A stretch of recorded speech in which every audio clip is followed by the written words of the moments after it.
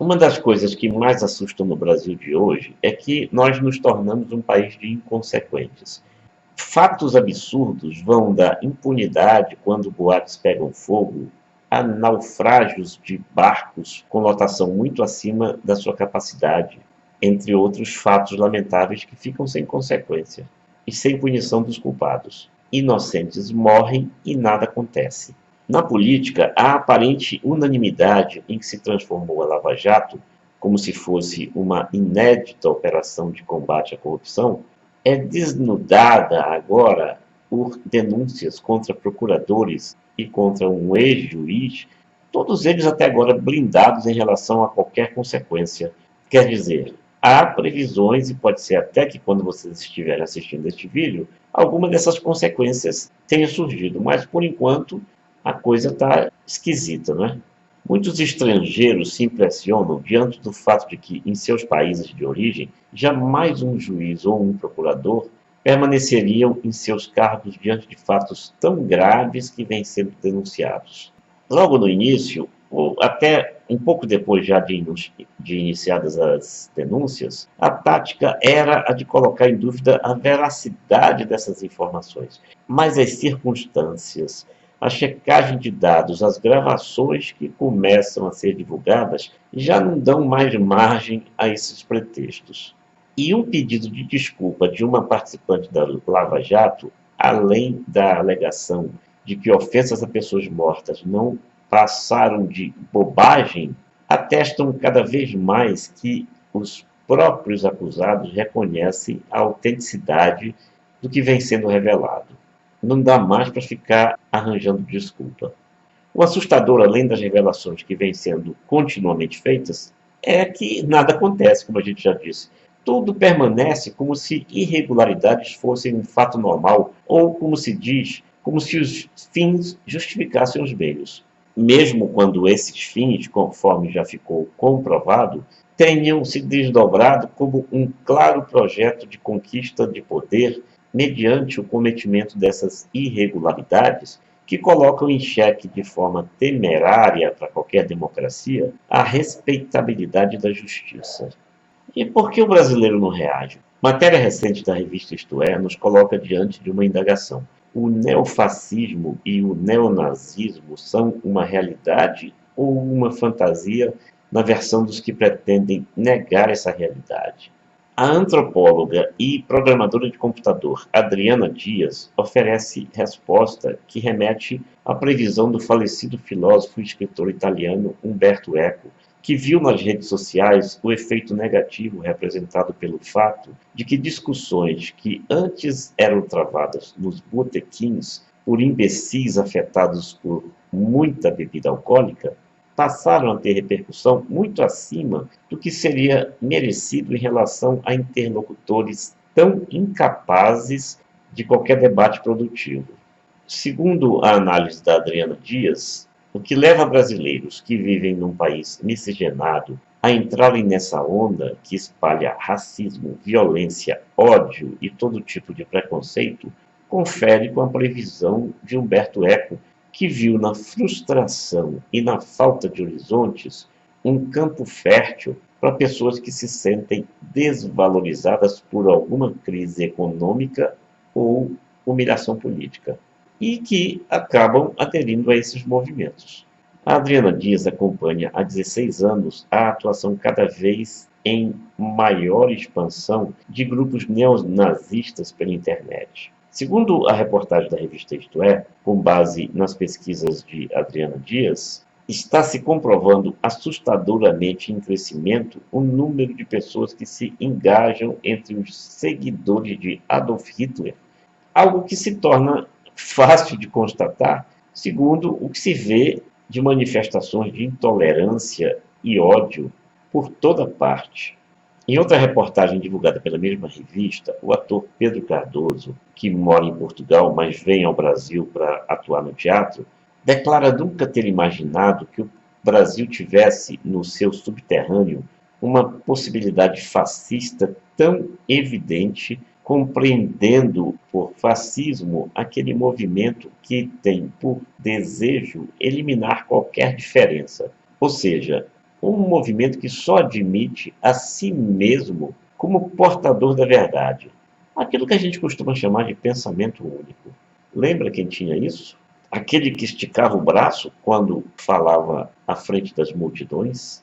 Referindo-se ao quadro político atual, com a eleição de Bolsonaro, Pedro Cardoso diz que o movimento fascista se anuncia como um movimento popular cuja pretensão seria a de libertar os pobres da sua pobreza, mas que na verdade se constitui numa manipulação de um grupo de pessoas que pretendem enriquecer a si próprias, mantendo, portanto, completamos, o quadro de injustiça e desigualdade social.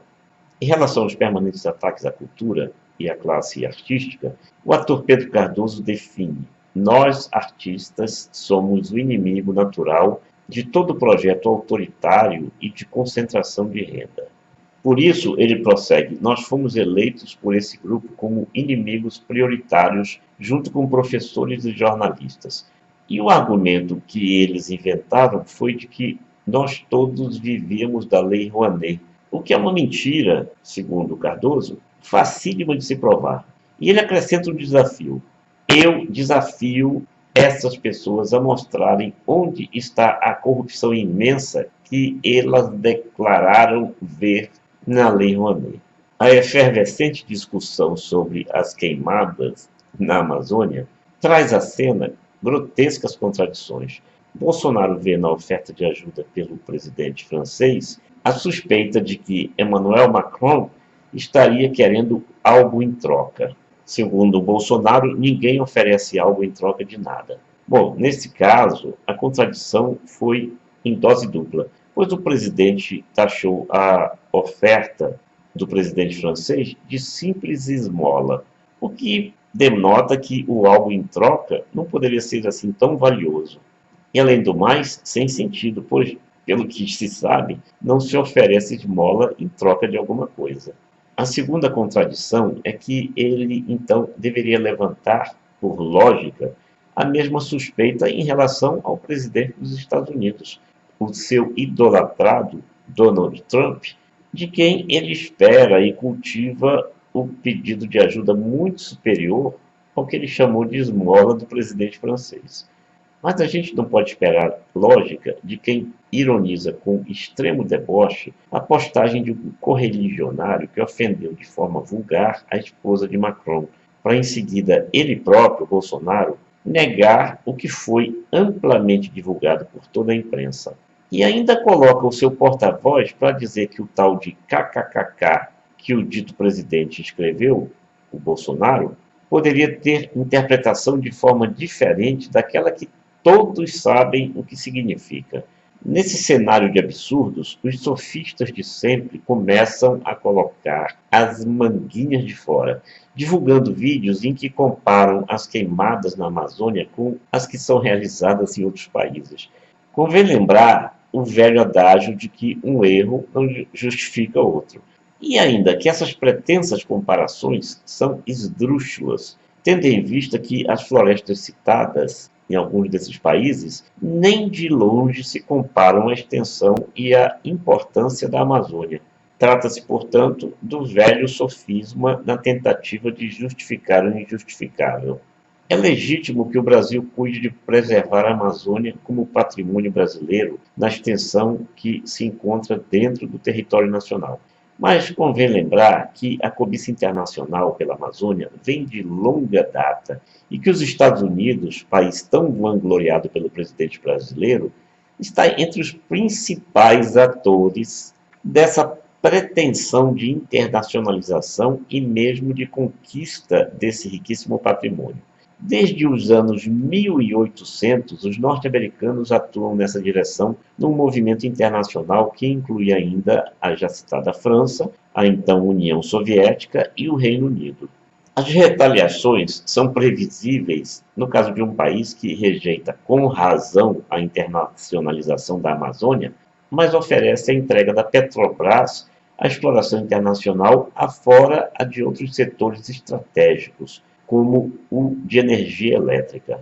Nesse cenário de cobiça internacional, ódio e preconceitos são vítimas indefesas as populações indígenas, massacradas pela ira incontida também em outros países, como precisamente os Estados Unidos.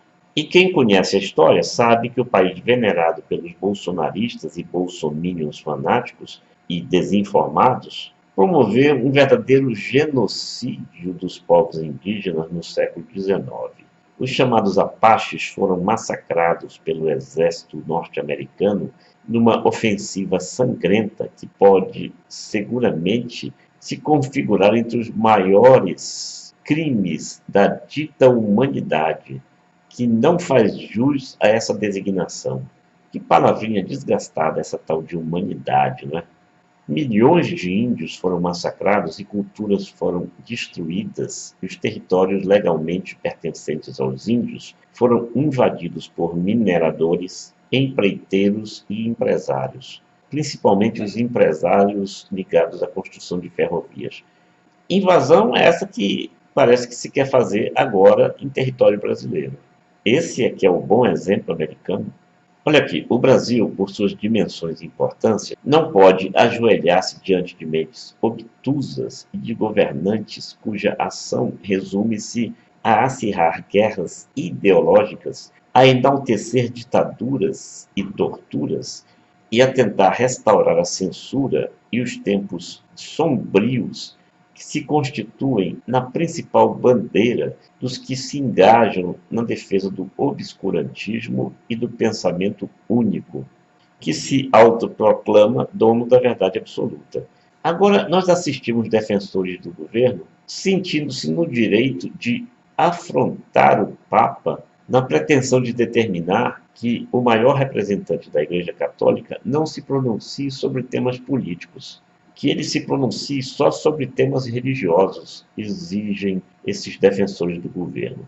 São os mesmos que, contraditoriamente, se arvoram em determinar o fim do Estado laico, se aliando a crenças religiosas que se associam ao poder.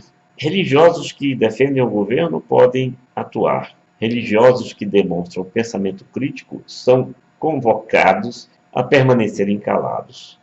Olha aqui, eu não pertenço a nenhum desses grupos religiosos e sou um incansável e convicto defensor do Estado laico, cujo esfacelamento pretende apenas aproveitar-se do perfil religioso de uma imensa população de desinformados para manipular e impor um ideário retrógrado. Cachorros latindo na vizinhança.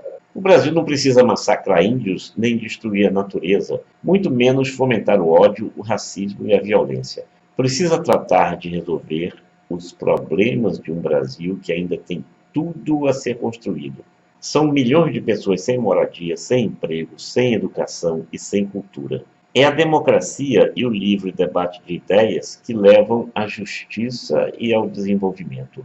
O que está fora disso resume-se a corjas de destruidores que pretendem manter privilégios a qualquer custo com o sacrifício de inocentes, tanto adultos como crianças, que acabam não vislumbrando sequer o sonho de um futuro digno. É preciso dar um basta a isso tudo para que o Brasil possa se orgulhar de sua história sem fazer parte de ações que desvirtuam o verdadeiro sentido da palavra humanidade.